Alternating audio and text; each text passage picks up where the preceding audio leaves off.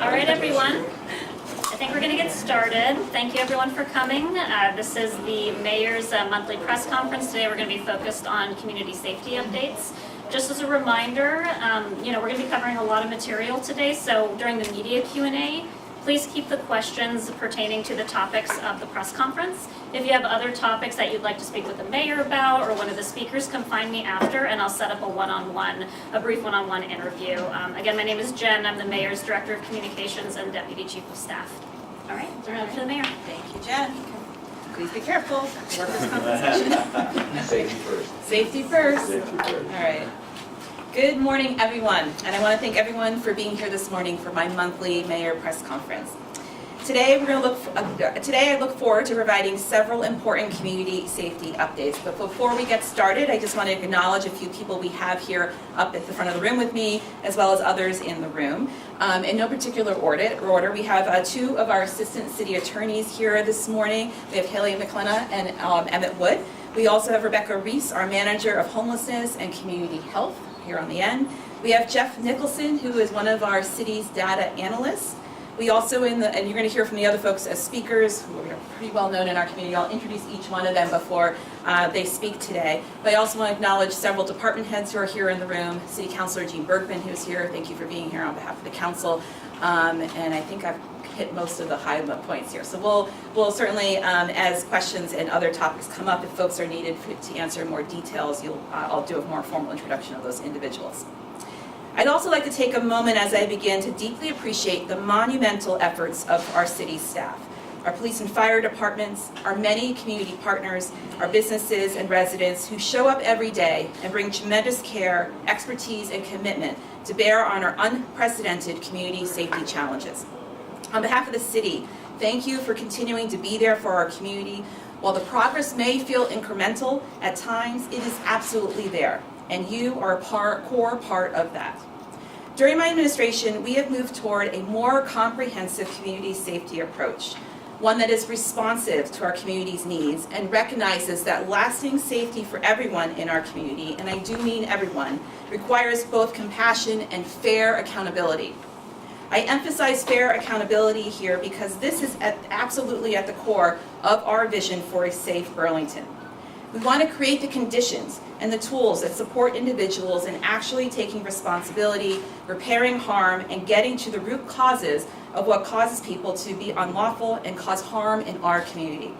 We cannot simply punish our way out of reducing crime. We need to get to the underlying causes. And I think many of us agree that our society is not meeting people's needs, especially for housing, food access, employment, healthcare, wellness, inclusion, belonging, and safety. We see the results in our streets here in Burlington and in our shared spaces every day. Later, you will see an early analysis from our situation table. It's a program that's been running for just about a year now, and their work that speaks to the more of the negative impacts of when fundamental human needs are not met, how that shows up in our community.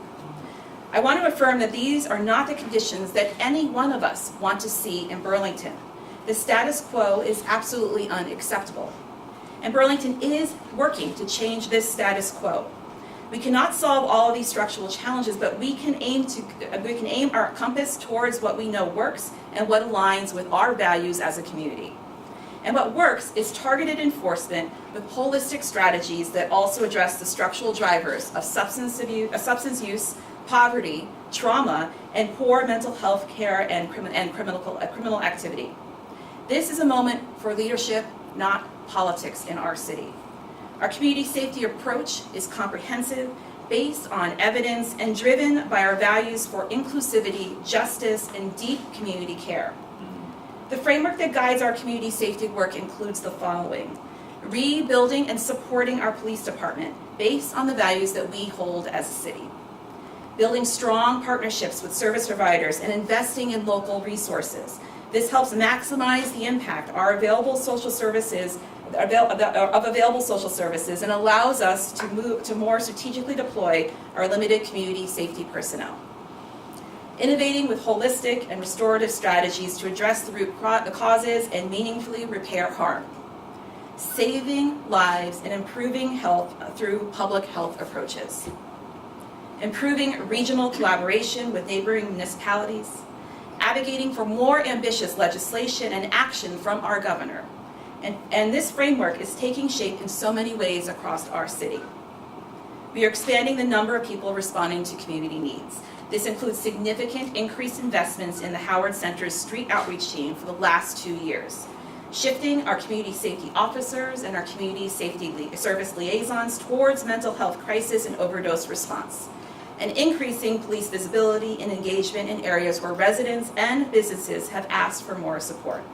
These last two strategies are due to the strong work of Chief Sean Burke, who immediately saw a need for more strategic deployment and redirection of existing resources within our BPD when he first began working for the city again back in the spring of 2025. And we're already seeing encouraging early results. Preliminary analysis of more than 250 people who engage with our community safety service liaisons, CSLs, through service coordination found police interactions declined by nearly 20% in the 3 months after they began receiving support compared to the prior 3 months. Mental health calls, welfare checks, and domestic disturbances all declined substantially in this group. While the work focuses on helping individuals, we are also strengthening how we respond to challenges in our shared public spaces. As you'll hear shortly from one of our senior department heads and library director, Mary Danko, shortly, we recently relaunched our 2024 cross-department hotspot strategy to bring the right partners together quickly to address emerging concerns in our shared public spaces. This strategy proved crucial to stabilizing our own library, as well as the parking garage and other spaces in 2024. As Vermont's substance use crisis has evolved, the fire department is embracing innovation and evidence-based approaches to community care. It recently received national recognition in the Journal of Emergency Medical Services for its PREVENT program, which expands access to medication-assisted treatment in the field. Burlington is being recognized as a leader for advancing this model of care and shape for the future of EMS services. We continue to push for more shelter capacity and regional solutions to homelessness. The city has supported efforts by CVOEO to create a new 100-bed low-barrier shelter. We helped fund the new Bridges Recovery Shelter, which added several new shelter beds in this last year. We've also supported COTS expansion of the way station in 2024. And during this past legislative session, we strongly advocated successfully for increased state investment in municipal homelessness response in the state. This included securing additional funding for our only low barrier day shelter, which is run by CVOEO in the entire county, let alone the city, as well as securing $500,000 in state funds for municipalities who are disproportionately holding a high number of unhoused people in our cities and towns.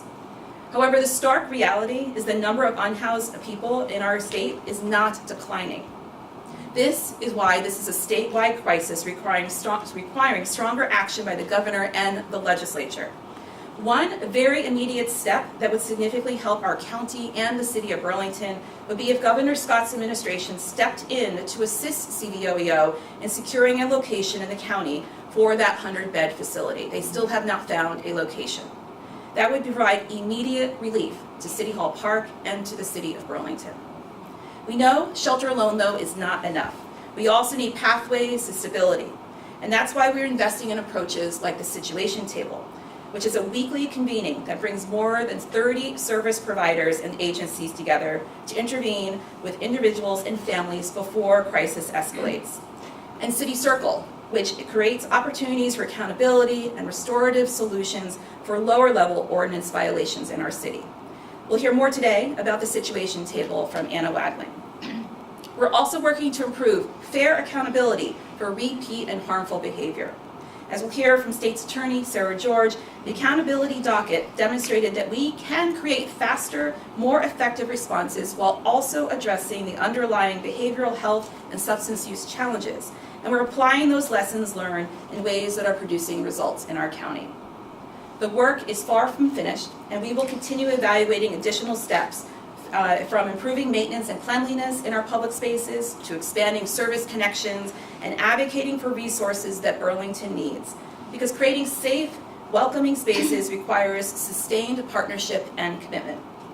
And as we'll hear from Chief Sean Burke, police visibility has substantially increased due to more foot patrols and officer interactions with residents and businesses. Year-end 2025 data showed that violent crime incidences were down to levels we have not seen since 2021, especially homicides, and that property and quality life instances also decreased. Drug arrests have increased, in part due to more proactive enforcement. Just a few weeks ago, the BPD reported a months-long investigation that resulted in the arrest of 2 out-of-state drug traffickers who were selling illicit drugs in downtown Burlington, as well as the seizure of illegal narcotics. The Accountability Court last winter cleared 78% of the docket. These are sizable numbers, and I'm emphasizing them on purpose here because a 78% clear of the docket is a significant improvement for our accountability system as an entire county. This reduced the significant court backlog that was built up during COVID and freeing up our legal system to do the better work in the world of accountability.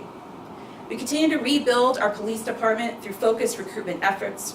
Our community hiring committee just completed the first round of interviews last week with potential police chief candidates, and finalists will be visiting Burlington later this month. What these results tell us is that community safety is not the work of any single program or policy or, frankly, mayor. It requires consistent, coordinated efforts across city government, community organizations, and regional and state partners. It also requires trying new strategies, assessing impact, and making adjustments as necessary. That is the commitment of my administration, and we recognize that there is still important work ahead of us. But the fact that challenges remain does not mean that our city has failed. That is what a historic statewide emergency frankly looks like. The lack of decisive state leadership to address homelessness, substance use, and untreated mental health has meant that Vermont's towns and cities are being left to do this work alone and with very limited resources. No one city can solve this crisis on its own. And our work last fall with the governor was a start, and there is so much more we need to be able to do together. This is why I am encouraged to share that following my request in the last week or two, we have received a response from the governor's office, and we will reconvene that group, myself and the mayor, and myself and the governor, and our teams that met last fall to continue the work that was built on the 14-point plan we came to agreement on last fall. I am pushing for this renewed effort to focus on addressing the plan's most significant omission. There was a 15th point that I tried to put into that plan last fall that did not make it, and that is the need for an immediate and humane response to Vermont's homelessness crisis. We also need more resources for our court system and stronger coordination of law enforcement and treatment options related to the opioid crisis gripping the entire state. Our city welcomes any state partnership that will help make our community safer. I look forward to working with the governor soon to address the state's homelessness response and renewing our partnership from last fall. And with that, I will now turn it over to our many speakers we have today. First, we are going to hear from our Chittenden County State's Attorney, Sarah George, about her work to maintain elements of the Accountability Court docket that I spoke to before in the new support court that she is helping to manage and her leadership here for our county. State's Attorney. Good morning, everybody. Thank you all for being here. Thank you, Mayor, for having me. I am excited to share some information about the Governor's Accountability Court and what we've been doing since within our court without the Governor's resources. Do I do the? Oh, you are? Okay. So when the Governor came in and helped give us resources for an accountability court, the numbers were 972 total dockets. In October of 2025, 103 individuals were responsible for that many dockets, and those were considered backlog cases, which essentially meant that they were over the timeline that is expected for best practices to go to trial or to resolve cases. So it was a significant amount, and I believe at the time we had about 3,000 cases pending, so it was about a third of our docket. Between October and February, the Accountability Court was able to resolve 702 of those dockets. I have what that means below. That was defined by the Governor's office. 79 individuals resolved 702 of those cases, and so at the end of February, when the governor moved the accountability court program to Rutland County, this is what remained for us, which was 207 remaining dockets amongst 28 individuals. So a significant decrease in the amount of cases pending that we would consider backlog. So when we, go ahead, yeah. When the governor moved on and took the resources with him, we decided we needed to continue this program because we found that it worked. And why it worked from our perspective was that people were coming into court for accountability court sometimes every day, or the court was at least happening every day, but they were coming in really short time, and they were meeting with a Howard Center caseworker in the courtroom to help connect them directly to housing, residential, other treatment, contingency management, whatever they might need. Department of Corrections was also in the courtroom with us, having conversations about resolutions and outcomes and people's histories. And we realized that people were more likely to show up if they had court dates that were close, that they could remember, and if they were getting some sort of benefit for being there, which was to get them connected to services. So we decided I met with the judiciary, and we decided to have this sort of new program be every Friday. And it's all day, so we start at 8:30, we're often going till 4:30. We lowered the bar. The governor's bar was 5+ cases somebody had to have pending. We now bring people in. I put 3+, but we have a couple people that only have 2 cases. So we lowered the bar to get into it so that we're not waiting for people to have 5 cases. And the requirement is that they come to court every single Friday. When they come to court, we have Howard Center in the courtroom with us, Kim Bushy from the Howard Center in particular. We also have, not every Friday, but certainly a lot of days, we have the Vermont Criminal Justice Reform folks, because they work with a lot of these people and do direct service work with them. We have Therapeutic Works, we have the Department of Corrections, and we have pretrial services. They're in the courtroom with us most of these times, if not online, and certainly watching and giving us input as the day goes on.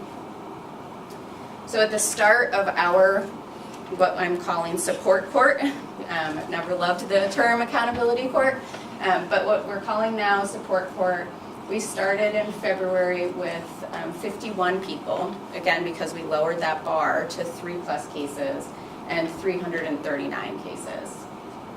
So far, to date, we have resolved cases for 29 people and 163 cases, plus 18 people that have gone to treatment court that account for 116 cases. So I'm not a math person, but you can combine those two to how many of those cases we have resolved and how many people. Of those folks, we have connected 52 of them directly to services. Services is really defined as a lot of different things, but certainly getting somebody onto methadone, getting them back into the clinic, which can be a barrier, getting them housing, getting them into residential treatment, into sober living, IOP, AA, whatever the particular need of that person is. We've connected 52 people to those services. Separately, the Howard Center has connected 43 people to contingency management. Contingency management is a really incredible evidence-based treatment for stimulant use, which I'm going to get into a little bit later, but there is a rising impact or rising addictions for contingency or for stimulant use, which is a little more difficult to treat. So 95 people total connected to services. I'm just going to go through a couple of stories because I think they're important. RG was an individual that came in with severe stimulant use disorder, historically very difficult to treat, brought into support group. It really wasn't the typical charges we look for. He had mostly DLS cases, meaning that he was driving with a suspended license. He was very hesitant to engage, ultimately agreed to start contingency management. It did help get him connected to further treatment. He then convinced his partner to get on contingency management. Now are both attending treatment weekly, testing negative, and no new offenses since they started support court. Oh, and I think I said on that one, 100% appearance rate, so he showed up every time. I went back last week because there's been a lot of conversation about appearance rates in Chittenden County, and I went through from May 8th, every time we've had support court, the active participants at the time, how many were scheduled on a particular day and how many appeared. And I think it's really important to highlight that the average appearance rate in this support court on Fridays is 92.4%. That is a really incredible number and something that I am very proud of. This is only support court, so it's only people that have been coming in on Fridays. And it is only since May 8th because I changed the way I was tracking some of these cases then. I'm not sure why that was thrown in between the stories, but MB is another individual. She had new charges plus a violation of probation. She had a history of some sobriety but had relapsed. She screened her for residential. She went to Valley Vista. She completed. Then she went to the 3.1 beds in Virgins, which are an incredible new program. She is still there. 2 UAs a week, all negative. She got her license back after a long-term suspension. Has a car, planning to restart work. She has a bed at Sober Living starting this week. And those new charges and the VOP were dismissed with the support of probation. And she continues to work with Howard Center. You can go. I think I'm low on time. So the current numbers that we have right now, we have 26 active participants that account for 143 cases. And again, this includes some people with only 2 cases. Of those 26, we have 3 people who are in custody, so they are likely being held on cash bail, 20 in the community, and 3 currently in residential treatment, although he actually finished yesterday. So we have 2 in residential treatment and 21 in the community. 5 of these have been, within this 26, have been found not competent. So we typically don't have a lot of options, but we are keeping them in our support court before figuring out what to do, just to continue to connect them with services. This is just kind of an update while I'm here on our staff to just let people know that we currently have about 1,200 cases pending. I put an asterisk because that only includes criminal cases. These are all of the other cases our office handles. We have CHINS cases, which is children in need of supervision, when DCF is asking us to help take a kiddo out of their parents' custody. We have all the juvenile delinquencies, KUZI cases, appeals, post-conviction relief, emergency relief protection orders, Judicial Bureau appeals, and fish and game. So it's certainly a lot more than that, but of criminal cases we have 1,200 pending, which is a significant decrease from prior.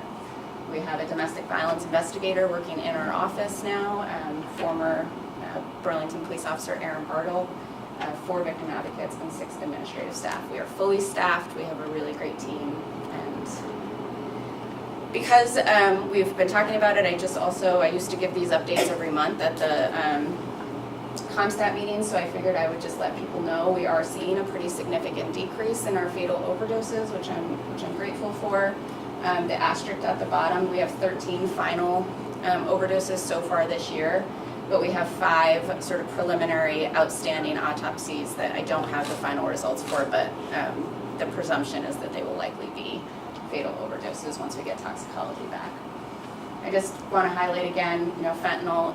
There's very, very few of these that had any heroin in them. If they probably, I'm not sure any of them did. Fentanyl continues to be the primary drug that is killing people. And I just wanted to highlight again the increase in stimulants, and that 97.5% of the fatal overdoses in 2026 so far have involved stimulants. We think that individuals are seeking stimulants, but the product is contaminated with fentanyl, and that is what's killing them. And that is also the importance of contingency management. So just briefly, I think these quick citations, we're working closely with law enforcement to try to get people into court sooner, especially people who are in support court. They have a list of the people who are actively in the cases in the court, and we're trying to get them to send us any cases within a week or 2. Getting people into court really quickly instead of giving them court dates that are months out. Constant collaboration with law enforcement about any police contacts or new charges. Service providers in the courtroom, consistent judge. It's the same judge every Friday. It's me as the same prosecutor every Friday, and working on quick resolutions of cases. What we need better. We meet every Tuesday. Some of us that are doing this work, Anna is in those meetings. And some of the things that we are constantly talking about is the long term. You know, we really need to connect people with more pro-social activities once they're in recovery, ways to sort of keep themselves busy and motivated. Transportation continues to be a significant barrier, especially to the clinic, which is even up on Dorset. If you're a minute late, you can miss your appointment, and the buses are not always super reliable. Continued case management for long-term recovery, and of course, housing. Majority of the people in support court are unhoused, which makes our appearance rate, from my perspective, significantly more impressive and optimistic. I think that's it. Yes, okay, that's it. And I'm of course happy to answer any questions about this at the end or after. Plan on staying. Okay, thank you so much. Thank you very much, State's Attorney Sarah George. Next up, we will hear from our Chief of Police, Sean Burke. Thank you, Mayor. My name is Sean Burke, for the record. I had the privilege to present BPD's effort in this space, so I think it's just important to highlight that the police, our role is to keep the public safe. Sarah's job is to seek justice through the criminal legal system, and our variety of other partners are joining her in that work. Here we have just top-line data from 2023 to date. Our overall incident count is at 17,621 for the year. We're trending downward a little bit in comparison to 2025. I attribute that to our staffing conundrum at the police department. So as of today, we have 59 sworn police officers. We're also holding vacancies in our community service officer ranks, our community support liaison ranks, as well as our dispatch center. So we do have new resources from the City Council in terms of sign-on bonuses for lateral candidates. So I will take this moment to plug that. $25,000 sign-on bonus for anyone that is level 3 Vermont certified or the equivalent. Put that in context, my first year as a Burlington police officer 30 years ago, I was paid about 28 grand a year. So the sign-on bonus is almost eclipsing what I started my career at. Next slide, please. This is kind of a highlight of our top 20 incidents. This is, again, department-wide. Still strong numbers related to directed patrol and foot patrol. Directed patrol is just a motorized patrol of a hotspot area. Suspicious events always tops the chart here in Burlington and in a lot of police departments. It's a murky bucket of calls for service, but what that says to me is that someone is reporting something that's making them feel unsafe. So whether this is a bump in the night, something that, some nefarious conduct that can't quite be articulated and labeled as a drug transaction, that's what falls into that bucket. Unsurprisingly, trespass complaints, given the number of unhoused in the community, are in the top 5. And then ordinance violations, so that could be something from open container, open drug use, although we've got criminal drug category here at the bottom at 265. The rest of the stuff in the middle, again, nothing shocking here. Welfare check, mental health issues, arrest on warrant. This is a category that we've seen growth in because the court is actually issuing warrants for people that are non-compliant with their order, and that's very, very helpful in getting them off the street, back in line with the criminal legal system. Thank you. As the mayor noted, violent crime is down, so 2023 to 2026, all this data was run by talented Jeff Nicholson here at up to July 31st, so this is very contemporary data. We did see some high watermarks here in 2024. Last year, I know that our efforts of being out in the community, out in civic spaces like City Hall Park and on the marketplace suppressed violent crime. That's not only in the daytime when we talk about a lot of what goes on in the daytime. Also, Burlington maintains a very vibrant nightlife, and our officers are out on night shift when the bars close to make sure that people can efficiently get their pizza, not get in fist fights, and get in an Uber on their way home. So again, we will continue to remain vigilant in our efforts to be present in really deterring this crime, but also when it occurs, our Detective Service Bureau is very talented and very resourceful in bringing quick resolution to these cases. This is an illustration of our foot and directed patrols 2023 to 2026. 2025, we had a stellar year. We had more cops on the street. We had more CSOs on the street. That's the difference between this year. This year, we are struggling in uniform services. We're running the entire operation 24/7 with 22 officers and then a supporting cast of 6 supervisors. That's what we have for patrol downtown currently. Monthly arrests remain strong. So as you can see here, there's a seasonality to the number of folks that we're bringing into custody. We're almost reaching our 2025 high water mark here. Again, a lot of these cases, though, are arrest on warrant or violation of conditions of release, and I believe that is evidence of the criminal legal system being more responsive to the folks that are being non-compliant with judicial orders. This graphic is related to our monthly tickets and warnings. So we use tickets in the city for violation of city ordinance. In the same form is a warning or a trespass notice.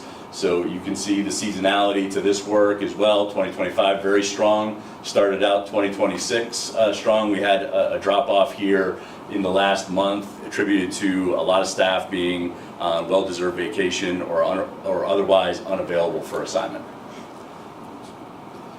So this is a new graph that we came up with for this presentation. This is our top 56 people. These 56 individuals represent 18% of our total incidents thus far this year. And you can see here the top contender here has 83 incidents, and then it trails off to 15 incidents. And it's important to identify the people that are within the data so then we can make accurate or better or effective referrals to either the criminal legal system or to social services. So where do these top 56 folks show up in our overall data count? They account for 25% of our trespass complaints, 17% of our suspicious incidents, 18% of our ordinance violation. Then you jump down, 18% of our arrest on warrant, 20% of our mental health, 23% of our retail theft, a quarter of our drug responses, and 30% of our violation of conditions of release. So that's those 56 people. Next slide, please. What do we know about these folks? 68% of this group is unhoused. So what Sarah was talking about, the struggles that these unhoused folks face is they can't keep track of court dates, they don't have a place to charge their phone, they don't have a phone, they're either so deeply involved with substance use disorder or mental health crisis that they have a lot of trouble just navigating day-to-day life. And this is not surprising to all of us that are doing this work, that 68% of this group is unhoused. What have we been doing with this group? So this graph is colorful, a little confusing, but we've got a few different places where people go. So those that have been referred to both the situation table and the accountability docket, which as of today is the support court. So anything that I say about accountability docket is now newly branded as the support court. That's the purple graph. The accountability support court alone is the red bar, situation table alone is the blue, and treatment court are the green bars. And then these other folks, we know who they are, we know why they are typically in the traditional criminal legal system. There's a variety of reasons for that, but we will be monitoring this week by week to make sure that people are moving throughout this system to find the solution that works for them and helps us keep the community safe. I think that's it. All right. Got just a minute. I got a couple minutes. Yeah, thank you, Chief. Team sport here, team sport. Thank you, Chief Burke. And next we will hear from our other chief, Fire Chief Michael Curtin. All right, good morning. We're going to talk about what we've seen the last 6 months in the city. So from January 1st to June 30th, the fire departments responded to 5,345 calls for service. That's down 2.25% from last year. Of those 5,300 runs, about 4,000 are EMS, and just under 900 is fire-related incidents. Next slide. We took our EMS incidents and we broke them down into categories. Your top 3 are your injury, trauma, neurologic, and then patient refused evaluation or care. Your neurologic are your strokes, your seizures, those type of incidents. And the refusal of evaluation or care could be a car accident where nobody wants help, or lift assist and they're not injured, so that's why they refuse care or transport. I know overdoses are on everybody's mind. That's actually towards the bottom of those EMS incidents and not at the top where we think they would be. Next. Our overdose data We saw 25 incidents for May and June, and that's not just opioids, that's all substances together, not just opioids. The next graph shows what we're dispatched for as a reported overdose, but we're only seeing 26% of those are actual overdoses. Next.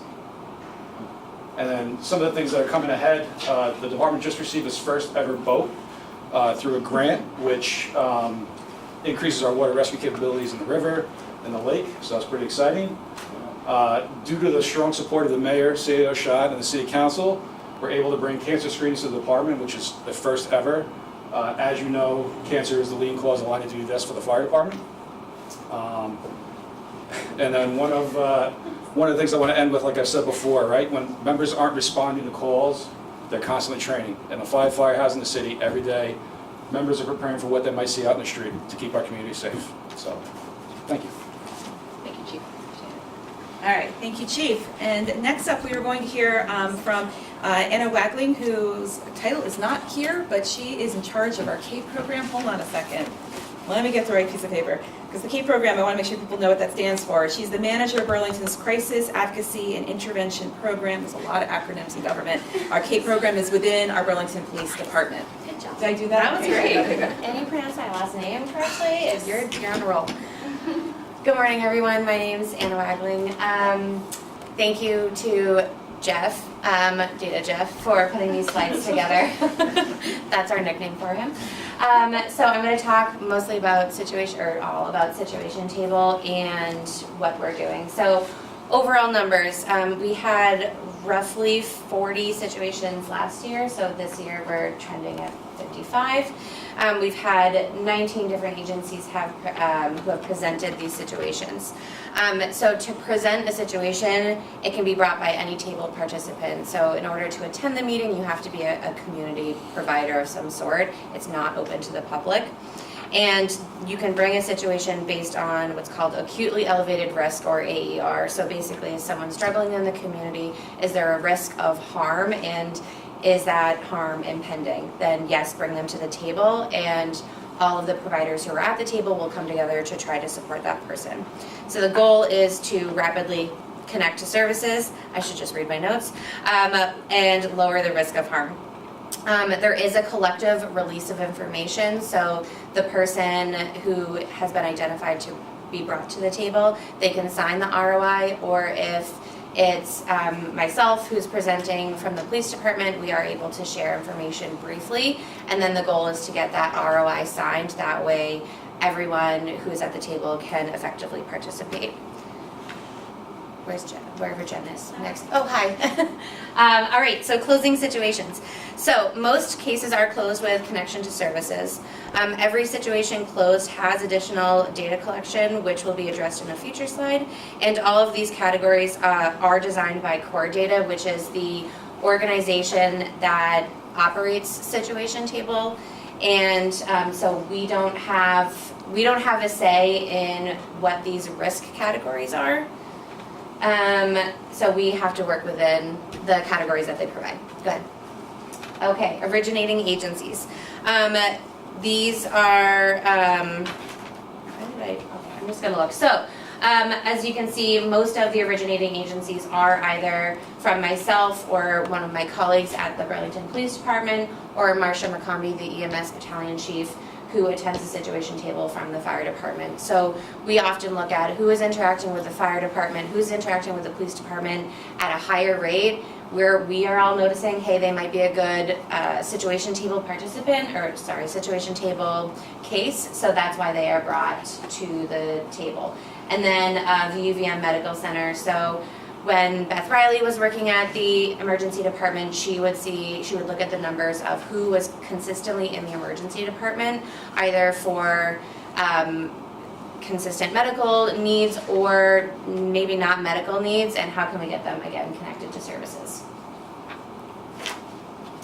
Okay, assisting agencies. So as you can see, we've had 33 agencies who have been part of Filter 4 teams. So the way that Core Data has designed Situation Table is each section of the meeting is divided into filters, and the Filter 4 piece is the last, where we gather the community organizations to support the individual or the family. So as you can see, Community Health Center, Safe Harbor, their medical outreach team has joined almost all of the situations, along with Howard Center, DCF Economic Services. Many folks are connected that way.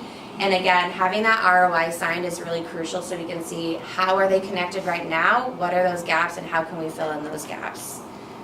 What else do I have for assisting? I think that's it. Okay, top risk factor categories. So like I said before, the risk factors are those identified categories that we label folks in terms of what we perceive or what they've identified as what's going on for them. So, as you can see, mental health, housing, and basic needs are the top categories. That's not surprising. The list of these risk factors providers choose, so that shows what the person or family is experiencing. At a recent conference that we were at, it was actually last year, it wasn't recent, but Core Data presented that on average, the situation tables in Vermont were bringing folks who had 4 to 5 risk factors, and Burlington averages around 11. So that really highlights how complex and how layered these situations are and how difficult it can be to address the barriers that folks are facing. Okay, systemic barriers. So this is a new thing that Burlington has been trying out for the past, I think, 7-ish months. So the providers who came together at the situation table decided that the risk factors weren't enough. Saying that a situation is closed because they're connected to services isn't quite enough, because we know there are so many more barriers to folks being successful and having a positive path forward.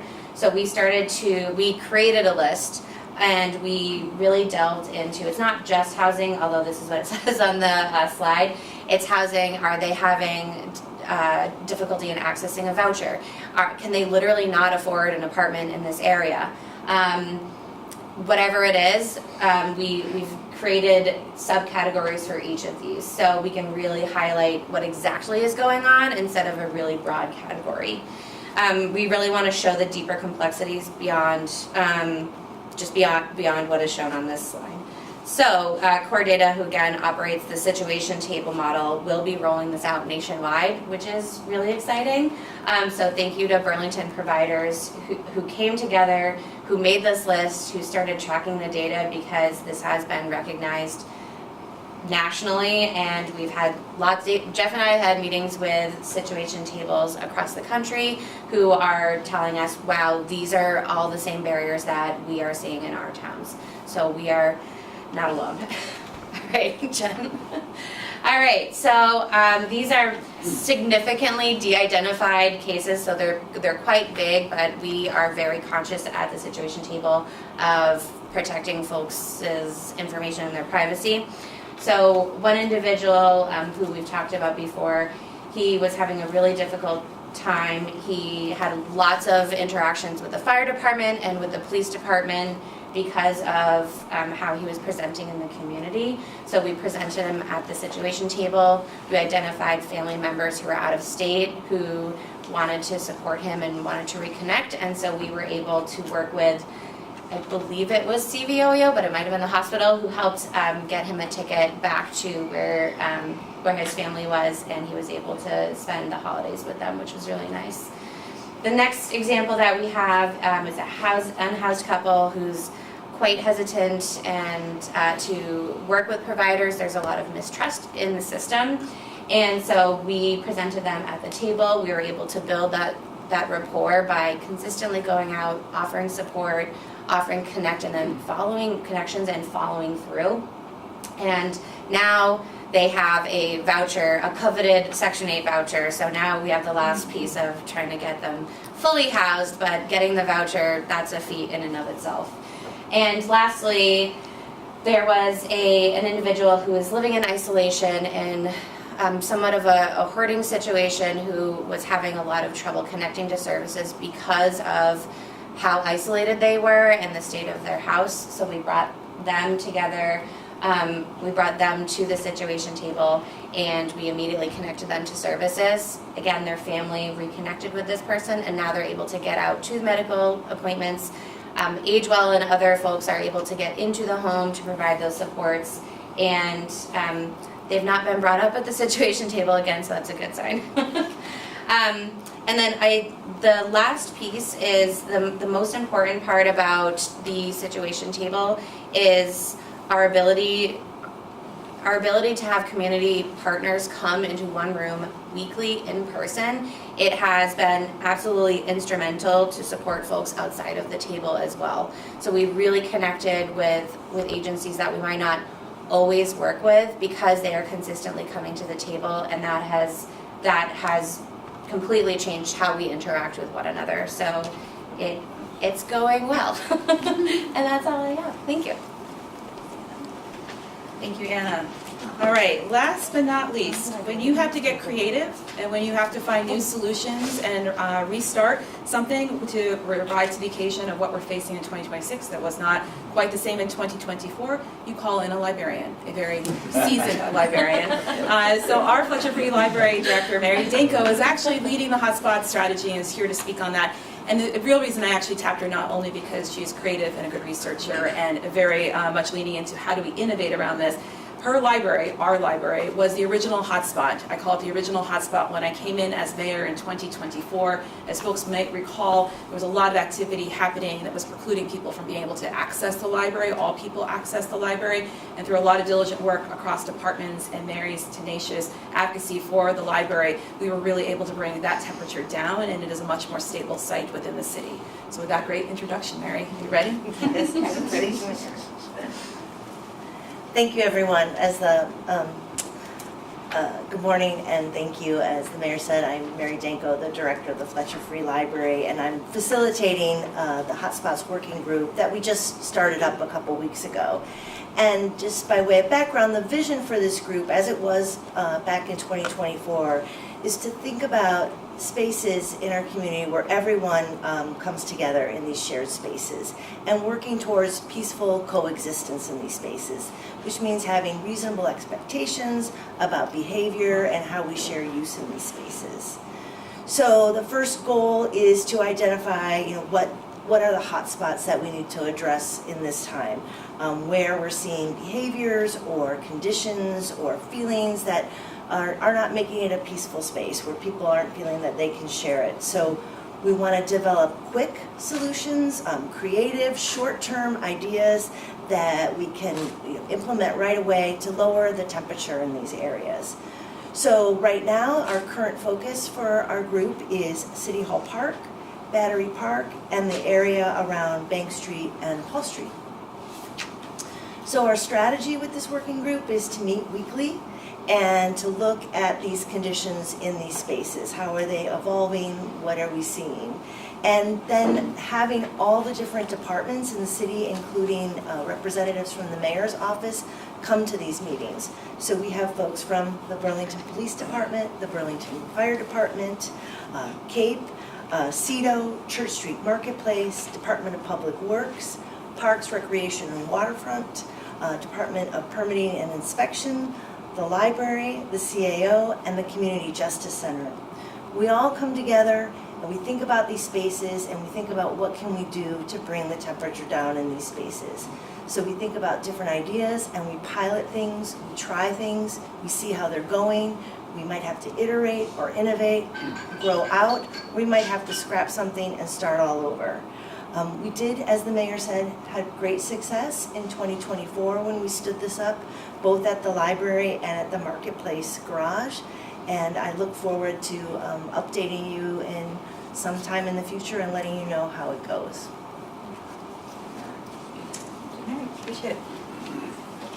Okay, to close us out before we get to questions, I know that was a lot. And that was a lot because what I see is a very hard working city. I see a city of professionals within city government, within partners, within regional partners as well. I see progress within our city, not failure. I see that we are working on things that are incredibly complex, that have no easy solution. And we need to be honest about that. There are no quick fixes, there are no simple solutions in these wicked problems that we are facing as a city. I also see deep partnership, solidarity, and innovation in this city.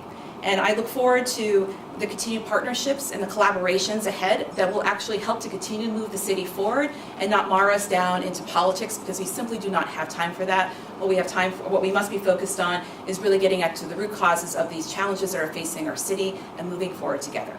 So with that, I will open it up for questions. And everyone behind me is going to take a deep breath, because whatever those questions are, I always try to take the first one anyway. So, questions? Hi, good morning. Morning. So on Monday, Burlington forward, the resolution passed. It was something that you were very publicly against. Now that it's passed, what's the steps for that? What does implementation look like? So, just to be clear, what passed on Monday night was a motion to move to committee. So a motion did actually not pass the council process. So that was a divided question in terms of the full council did not support that decision, because I think there, as you saw, those folks who watched that very long meeting, there was disagreement among the council around the framework for which was embedded in that particular resolution. I think a better piece of quality work and much more worth our collective time would have been coming to agreement on what the framework should be, rather than moving it forward with only a partisan block of the council to then direct committee work from there. There is nothing on my desk. There is nothing been sent to me as mayor, because the council has not concluded its process. It is really under the council's leadership at this point, among the chairs of committees, to be moving whatever they have prioritized within that very long document through committee work. So at this point, I am simply waiting as mayor to see what work products might emerge from these committees. Just a quick follow-up to that. What, I guess, specific committees does it go to, and then from there, does it go back to the council to then, I guess, It depends. So as it's written now, I believe there were 4 or maybe 5 council, 4 committees, June. I'm not on council, so these things are not mine to track, but 4 different committees. But what the council decided to do was to send the full resolution to 4 different committees. I'm a little concerned, frankly, around duplication of work, but that is, again, up to the council to organize and to prioritize. I mentioned on Monday night that I'm concerned that that document includes dozens and dozens of different ideas without a lot of clarity on prioritization of what we really need to be working on diligently first, second, third. I also had hoped that there'd be a lot more collaboration with my office and with city staff to be able to talk about capacity, to talk about the excessive amount of work that's represented in that document right now that will be put on the shoulders of city staff. And those are some of the major concerns I have with just how it was presented. But as I have indicated to the council president and to the caucus leaders for the Democratic caucus, we need to work together. So I am hopeful that there is more dialogue that happens, so that what comes out of committees will have to vote back out to council, to the full council for anything to advance, that really reflects diligent work based in reality, based on the complexities that we talked about today, and does not duplicate or throw out the incredibly important and strong work that this city has done over the last 2 years. Can I just preempt? Sure, Council Bergman, yeah, he's actually a member of the council, yes. Do you want to come, just briefly? I just do want to answer the question about who is going to get it. Hi, Gene Bergman, Ward 2 City Councilor and Progressive Caucus lead or chair, however we want to call it. The REIB Committee, the Public Safety Committee, the Parks, Arts and Culture Committee, and the Community Development and Neighborhood Revitalization Committee. And they get all of them. The report back date says September 14th. And this is not my press conference, so I will not comment on the realism of that. Yeah. You can talk to me after. Yes. Thank you, Council Bergman. Good morning. Earlier this summer, you held a press conference saying that Burlington is back, and obviously some of this data, I think, would validate aspects of that argument, but many people at the council meeting the other night clearly think that that's not the case. I'm wondering, I guess, first of all, do you stand by that statement? Do you still believe that Burlington is back? Do you have any second thoughts about declaring it the way that you did? And then thirdly, what do you say to people who don't feel that way? What do you think is driving those impressions? Well, Well, as the mayor, I am confident in saying we're bringing Burlington back. And I called that press conference very purposefully because part of what we need to be very honest about is the full story of Burlington and not simply focusing on the things we know that long predate my time as mayor that are entrenched and complicated and complex and are state crises that are showing up in the biggest city of the state. That is very logical and it's very predictable. What also is happening in Burlington is an emergence of people who believe in this city, who believe in what we are about is beyond just the challenges that we face. That should not define us as a community. I see people investing in our community. I see city staff investing in the vitality and the livability of this community.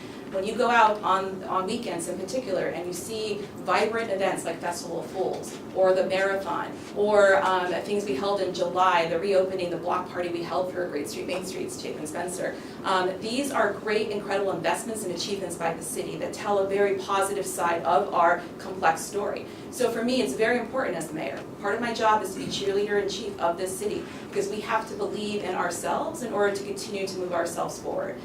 The other part I will say, what was the second part you said? In terms of people who have still concerns, of course, I am reminded multiple times by both people in the community, but when I go home at night, I have small children. I have small children that I ran to be mayor to make sure this city was safer for everyone and that we don't abandon our core values. So as people feel the discomfort of when we see people suffering, that is really important work for all of us to really reflect on. It is incredibly hard to see people suffering without homes. It's incredibly hard to see people suffering with substance use or untreated mental health care. What this community's response has been and needs to continue to be is to support all Vermonters in these struggles. And when you feel exhausted with your compassion, I think it's an important self-reflection moment as much as it is calling on the larger systems that have failed Burlington and failed the state to do better. And that goes back to why I've invited the governor back to continue conversations to address what is truly, at the end of the day, a statewide challenge that all of us need to be working on together. I don't mean to overly parse your words, but at the press conference you said Burlington is back, and just now you were saying we are bringing Burlington back, which is a work in progress. Which one is it? Is Burlington back, or is it a work in progress? We're bringing Burlington back. There's always active verbs in this work. Okay. I'm going to go to media and then Ed will come to you. Okay. Yeah. Good morning. Oh, I'm sorry. I don't know if this is the mayor or Chief Burke, but I'm just curious to hear a little bit more about the state police troopers that are patrolling the town, how that's been working. Are they making arrests? What kind of is their role here? Obviously, everyone's seen them on Church Street. Are they going beyond that? What's happening there? Yep.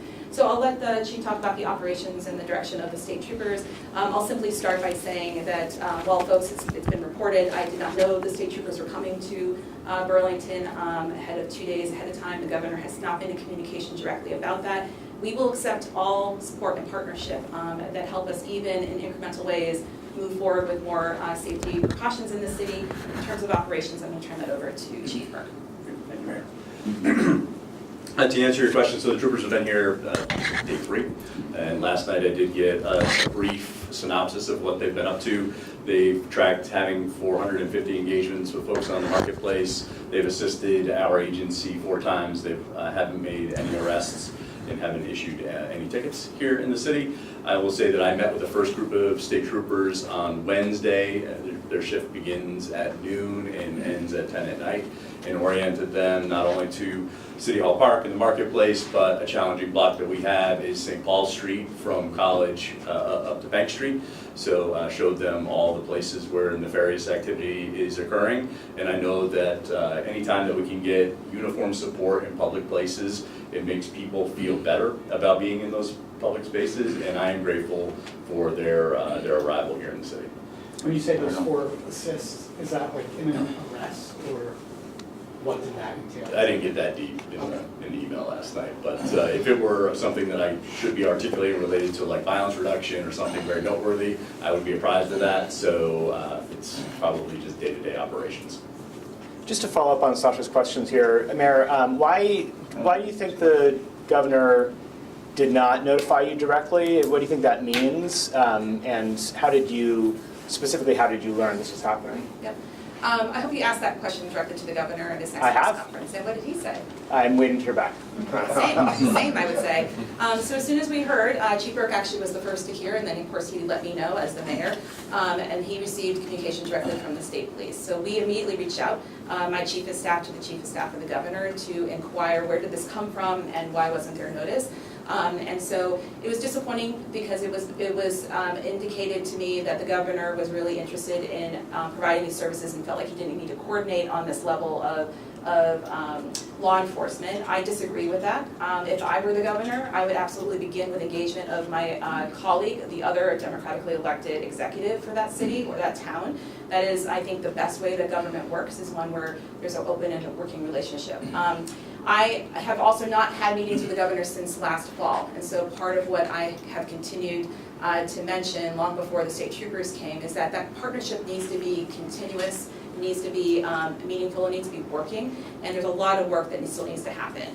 So after that 3-month period or so that the 14 plan was sort of implemented, we sort of saw like a stepping away, I would say, from Burlington, and we need continued active engagement because it left the city on its own yet again. So I think at this point, it's for 3 weeks. We don't know much more than that in terms of it will continue. I've also put a communication through my staff around clarifying, will this cost the city money? Last time the city did pay $25,000 for state troopers over those 2-month deployment, and we were clear back then, and we are super clear now. The chief has been very clear. We do not have resources. As I've very much been transparent, not only with the residents and taxpayers of Burlington, we have fiscal constraints here, and we've had to reduce our workforce. So to bring state troopers and expect us to have any cost share on that when it was not directly requested from us will give me deep concern. Have you not met with him since last fall because he's refused to meet with you, or have you not made any requests to meet with him? I made multiple requests, and they have not prioritized meeting with us. And you mentioned the bill, I guess, the city received for last summer's services. Was that something that was agreed to ahead of time, when last year's deployment happened? No, I was clear in the meetings that the city did not have resources, and we were not able to put money towards this, and initially we were told that it would not cost us money. It was very expensive. We're all state taxpayers too, and it was a very expensive operation. It's voluntary overtime. I will not remember the numbers, but it was tens of thousands of dollars to pay troopers to be here. We did try to also offer feedback around what was the appropriate number of troopers during that period of time. Once we had, I think it was 4 at the time on shift during that 2-month process. Perhaps we could ratchet it down a little bit, especially when we knew we would have to be later in the process paying money, because I didn't think that was the most effective and efficient use of state troopers. Perhaps we could have done with a couple less and still had the kind of impact we were hoping to have in terms of increased visibility. Sorry, just one more question, different topic. Do you have any thoughts on the timing of the Burlington Forward resolution? What might have motivated that coming up when it did? Well, we saw a very similar resolution pretty much almost 1 year ago in August. This is the high season in terms of when it's the hottest. It's where people who are living outside because they have no other place to go tend to concentrate in areas where they can have access to some minimal level of human decency, water access, bathroom access, etc. Many people will center into the middle part of the city to feel safer when at night they have nowhere else to be, rather than sleeping in the margins of any community. And I've long said, as someone who grew up in more rural Vermont, in Berry City, where there's not even a grocery store downtown, it's very hard to survive if you are unhoused and suffering from any one of the other elements we've discussed a lot today elsewhere in the state. So I think part of what we're seeing is sort of a predictable thing where people get sort of impatient with the progress for which I'm not sure what metrics other people are looking for, but these are not easy issues with simple solutions. And so we saw a resolution around City Hall Park this time last year, and I'm not surprised to see this resolution with these variations this year. So with the 14-point plan, or you mentioned earlier that you had just recently kind of connected with the governor's office and maybe plan to meet again. Is there like a set date or any timeline on when that meeting might happen? I would like it before Labor Day, if not sooner. I was hoping, because the state troopers were coming last week, that we could have met within the week. I am also a very busy executive of a large organization. To me, this is a priority. The governor has other a packed schedule, we were told, and we are working diligently to be patient, but also put some urgency in our messaging that we really do need to meet sooner rather than later. Gotcha. No date yet. Gotcha. And with some of the items last year, you mentioned the accountability court, how that was really successful, and then the support court was implemented after that. Are there other things that the city can implement that were on that list without state's help while you guys kind of wait for that meeting? Not really, and actually we'll repost, maybe we can send out the 14-point plan, just to remind everyone. You'll see there that largely it's state agencies or state departments that are named in this, ranging from doing more around substance use, doing more around mental health care, et cetera. We don't have a Department of Health. We're not a social service agency.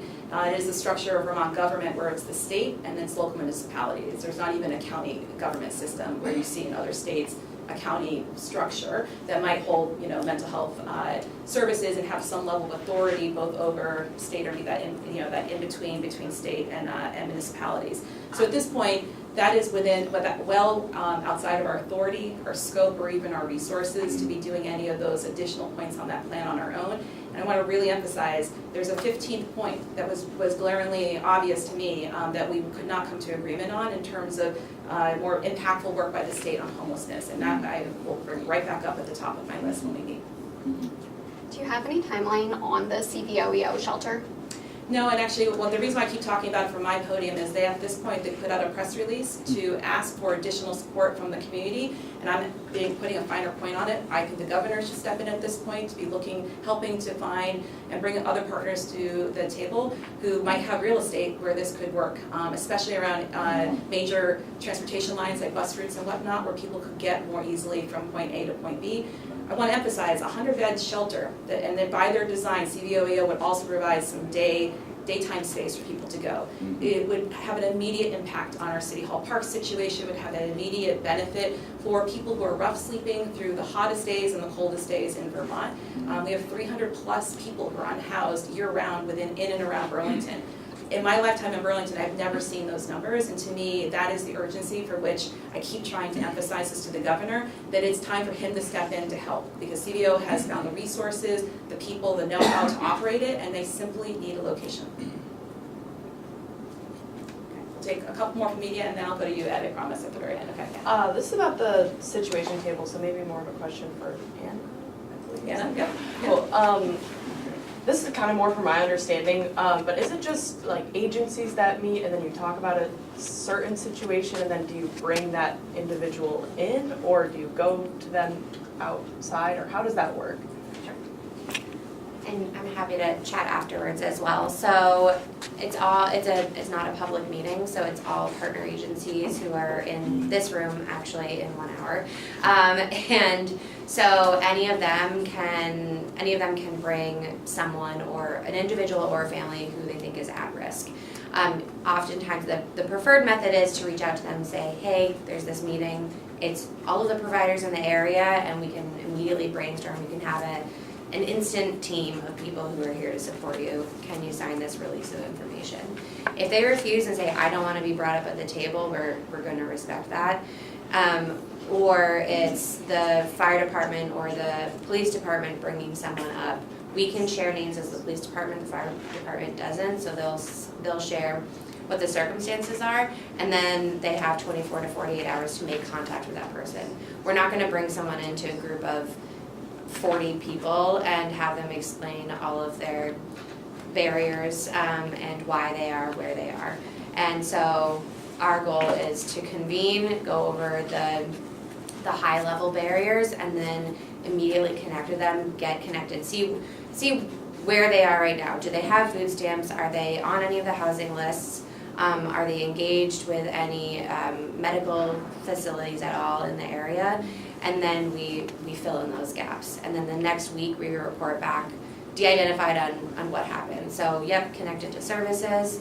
We were able to get them into Serenity House. They had a bed open, and someone from Burlington Housing Authority is going to drive them down tomorrow.